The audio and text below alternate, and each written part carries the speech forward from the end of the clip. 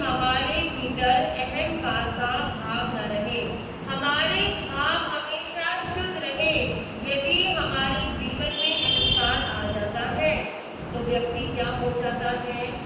व्यक्ति के अंदर जो ज्ञान होता है, जो भीतर में ज्ञान होता है, वह भी क्या हो जाता है? खाली हो जाता है। वह ज्ञान भी दिख नहीं पाता। संत गुरु महाराज जितनी मर्जी बढ़िया शिक्षा दे दे, जितना मर्जी ज्ञान दे दे, जितने मर्जी आगम बढ़ा दे, उसको उसके जीवन को सुधारने के लिए कोई भी शिक्षा दे दे, यदि उस व्यक्ति के जीवन में अहंकार है तो क्या वह शिक्षा टिक पाएगी उस व्यक्ति के जीवन में? वह शिक्षा टिक नहीं पाती, क्योंकि उसके भीतर में क्या है? अभी अहंकार है। जब तक व्यक्ति के जीवन में अहंकार रहेगा तब तक वह कुछ भी ज्ञान प्राप्त नहीं कर पाएगा। जिस प्रकार एक जल का गिलास है, वह पूरा भरा हुआ है, यदि हम उसमें और जल डालते जाएंगे तो वह क्या होगा? बाहर ही निकल के गिरेगा, उसके अंदर नहीं समा पाएगा।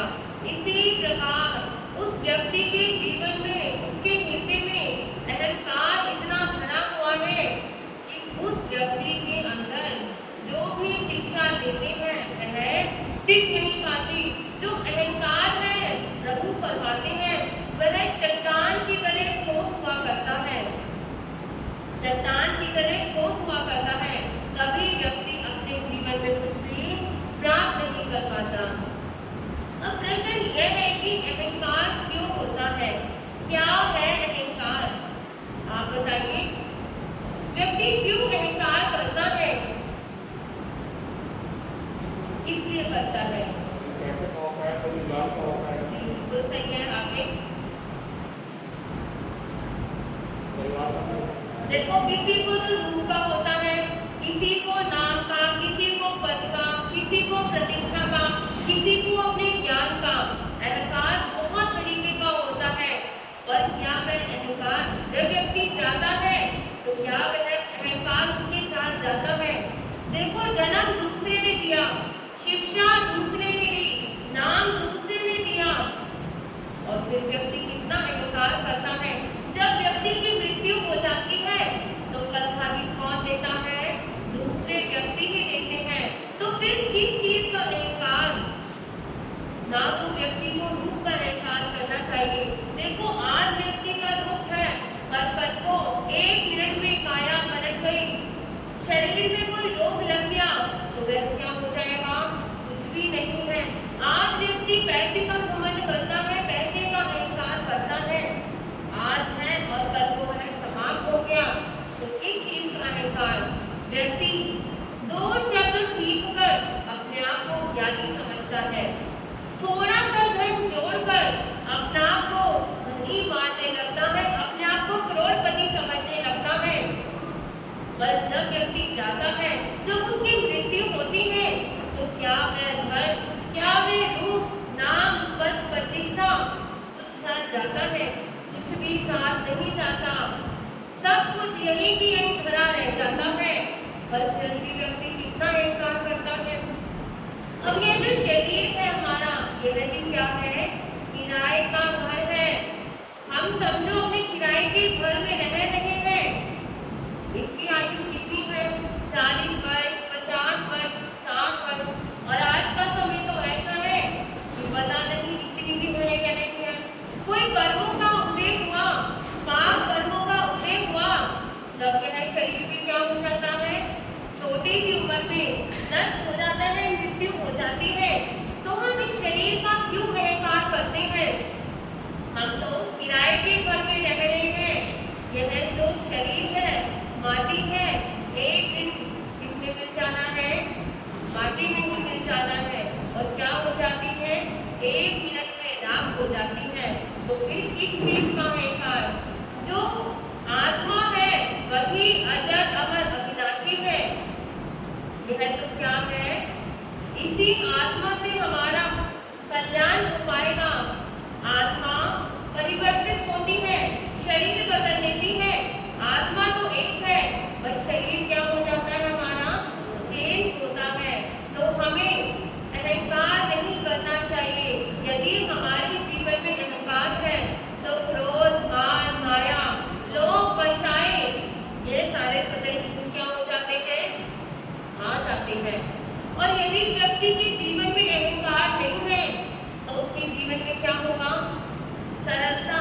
विनम्रता, झुकने की भाव, वाणी में मिठास। कहते हैं ना, व्यक्ति की चाल और ढाल भी बता देती है। व्यक्ति नहीं बोलता, व्यक्ति का गरूर बोलता है कि व्यक्ति में कितना अहंकार है। कई व्यक्ति ऐसे होते हैं, यदि हम सामने से उनको देखते हैं, चाहे वह बोलता भी नहीं है, पर व्यक्ति की जो चाल ढाल होती है, व्यक्ति का जो देखने का नजरिया होता है, तो इससे ही हमें पता चल जाता है कि यह व्यक्ति किस प्रकार का है, कैसा है। तो प्रभु क्या फरमाते हैं मेरी भावना में, यही फरमा रहे हैं कि हमें अपने अहंकार का त्याग करना है। जैसे दूध है, यदि वह दूध यह मान बैठे कि वही सागर है, तो वह क्या है, बूंद की नादानी है। खाली एक बूंद से सागर नहीं बना सकता। जब अनेकों बूंदें मिलती हैं, जब काफी जल एकत्रित होता है, तभी वह सागर बना करता है। तो हम भी क्या है, एक बूंद मात्र है इस संसार में, इस सागर में, पर फिर भी अहम कितना है, कितना अहंकार है हमारे जीवन में। हमें क्या करना है, इसको त्यागना है।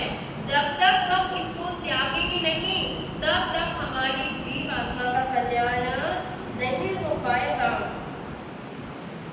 यह जो शरीर है, भगवान क्या फरमाते हैं कि कितने रोग हैं इस शरीर में, एक एक रोम राई में कितने सूक्ष्म सूक्ष्म क्या है, रोग है। बहुत छोटे छोटे रोग हैं जिसका हमें पता भी नहीं चलता।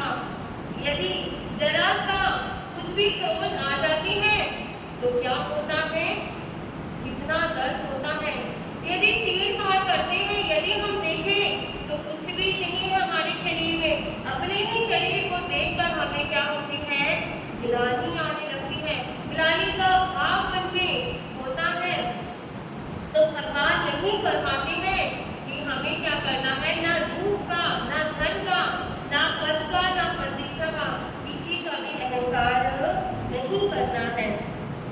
यूनान के एक प्रसिद्ध संत हुए सुकरात। सुकरात वह संत हुए, वह बहुत ही अच्छी शिक्षा देते थे, सबको ज्ञान देते थे। कितने ही लोगों का उन्होंने जीवन बदल दिया। एक बार वह किसी छोटे से नगर में गए। जब वह नगर में गए, एक छोटा सा ही गांव है। जब वह उस गांव में पहुंचे तो वहां का जमींदार उनसे मिलने के लिए आया। जमींदार का अर्थ है जिसके पास बहुत सारी जमीन होती है, वह जमींदार। जब वह उनसे मिलने आया तो सुकरात को कहने लगा, महाराज, मैंने आपका बहुत ही नाम सुना है, बहुत ही प्रसिद्ध हो। आपने कितने लोगों का कल्याण किया, मेरा भी कल्याण करो, मुझे भी कुछ ज्ञान दे के जाओ, मुझे भी कुछ शिक्षा दो। वह सुकरात बोले कि शिक्षा मैं बाद में दूंगा, पहले तुम एक कार्य करो, एक विश्व का मानचित्र लेकर आओ। वह जब मानचित्र लेकर आया, मानचित्र लेके आने के बाद सुकरात और वह जमींदार दोनों बैठे हैं, दोनों की दृष्टि उस मानचित्र पर है। वह बड़े ध्यान से देख रहे हैं। जमींदार कहने लगा, महाराज, आप इतनी मेहनत कर रहे हैं, आप मुझे बताइए आप क्या ढूंढ रहे हैं, मैं आपकी मदद कर देता हूँ। वह सुकरात बोले कि मैं इसमें यूनान को खोज रहा हूँ कि यूनान कहाँ पर है। वह जमींदार भी साथ में खोजने लगा। जब खोजने लगा तो एक जगह उसको दिख गया और महाराज को कहने लगा कि देखो, जो ये बिंदु है, ये क्या है, यूनान है। सुकरात बोले, क्या यही यूनान है? जमींदार बोला, हाँ महाराज, यही यूनान है। फिर वह कुछ और खोजने लगे। जमींदार ने पूछा, महाराज, आप जो खोज रहे थे वह तो आपको मिल गया है, पर अब आप क्या खोज रहे हैं? इसमें और क्या देख रहे हैं? मैं फिर से क्या कर देता हूँ, आपकी मदद कर देता हूँ। महाराज बोले कि मैं इस यूनान में आपकी जमींदारी देख रहा हूँ, आपका गांव देख रहा हूँ, आपका नगर देख रहा हूँ कि इस यूनान में आपका नगर कहाँ पर है। वह जमींदार छेप गया और कहने लगा, महाराज, एक बिंदु मात्र यूनान में आपको मेरी जमींदारी कहाँ दिखेगी? तो महाराज क्या कहने लगे कि मैं आपको यही तो बता रहा हूँ कि बिंदु मात्र होने के बाद भी फिर इतना अहंकार इसलिए करते हो, किस चीज का अहंकार है आपके अंदर? क्या आपकी इतनी जिम्मेदारी है, आपको उसका अहंकार है? महाराज बोले, जो जिम्मेदारी है, क्या जब आप साथ जाओगे तो आप इसको लेके जाओगे? वह जमींदार बोला कि महाराज, साथ तो कुछ भी नहीं जाना, परिवार, रिश्ते, नाते, ये जो जमीन है, सब कुछ क्या होगा, यही रह जाएगा। साथ तो कुछ भी नहीं जाना, पर क्या करें, जीते जी इसके अंदर इतना मोह अटका हुआ है कि यह चीज मेरी है, वह चीज मेरी है, यह जमीन मेरी है, वह जमीन मेरी है। इस गांव में सबसे ज्यादा जमीन किसके पास है? मेरे ही पास है। तो वह जो सुखराज शिक्षा दे रहे हैं उस जमींदार को, वह शिक्षा हमारे पे भी लागू होती है। क्या साथ जाएगा? कुछ भी साथ नहीं जाना, तो फिर किस चीज का हम अहंकार करते हैं? सारे जो रिश्ते नाते हैं, सब कुछ क्या होंगे? जो धन है, जो रिश्ते नाते हैं, जो जमीन जायदाद है, वह सब क्या होगा? यही रह जानी है। कुछ भी साथ नहीं जाने वाला। यदि साथ जाएगा तो क्या जाएगा? एक धर्म और एक हमारे किए हुए कर, यही दो चीजें व्यक्ति के साथ जाएगी। यदि हम अच्छे कर्म करेंगे तो पाप पुण्य क्या होगा? पुण्य का बंद होगा तो अच्छी गति प्राप्त हो जाएगी। यदि हम बुरे कर्म करेंगे तो क्या होगा? आप सब सुनते ही हैं, क्या होता है? पाप का बंद होता है और क्या हो जाती है? जो हमारी गति होती है, जो हमारा धर्म होता है, वह भी क्या होता है? बिगड़ जाता है। तो भगवान यही फरमाते हैं कि हमें क्या करना है? किसी के प्रति भी कोई भी चीज है अहंकार नहीं करना, चाहे रूप का हो, चाहे धन का हो, चाहे शिक्षा का हो, चाहे पद का हो। अहंकार को क्या करना है? त्यागना है। हमारा तो कुछ भी नहीं है। धज धज भर जिस दिन मौत की शहनाई आएगी, ना सोना काम आएगा, ना चांदी आएगी। धज धज भर जिस दिन मौत की शहनाई आएगी, ना सोना काम आएगा, ना चांदी आएगी। कितने मुफलिस हो गए, कितने दबंगर हो गए, कितने मुफलिस हो गए, कितने दबंगर हो गए। खाक में जब मिल गए तो सब बराबर हो गए। चाहे अमीर हो, चाहे गरीब हो, कोई भी व्यक्ति हो, चाहे राजा हो, चाहे रंग हो, जब यदि हम खाक में मिल जाते हैं तो सबकी जो क्या होती है? राख होती है। वे सबकी एक समान होती है। यह नहीं कि अमीर की अलग है या गरीब की अलग है। ये जो शरीर है, ये जो काया है, यह मिट्टी में मिल जानी है और मिट्टी की हो जानी है। तो प्रभु यही शिक्षा देते हैं, यही फरमाते हैं कि हमें अपनी आत्मा का कल्याण करना है। अपनी आत्मा को देखो, अपने भीतर में झांको, अपने शरीर को मत देखो। अगर हम शरीर में ही लगे रहेंगे तो क्या करेंगे? हम अपनी आत्मा का कल्याण नहीं कर पाएंगे। हमें अपना कल्याण करना है, ना कि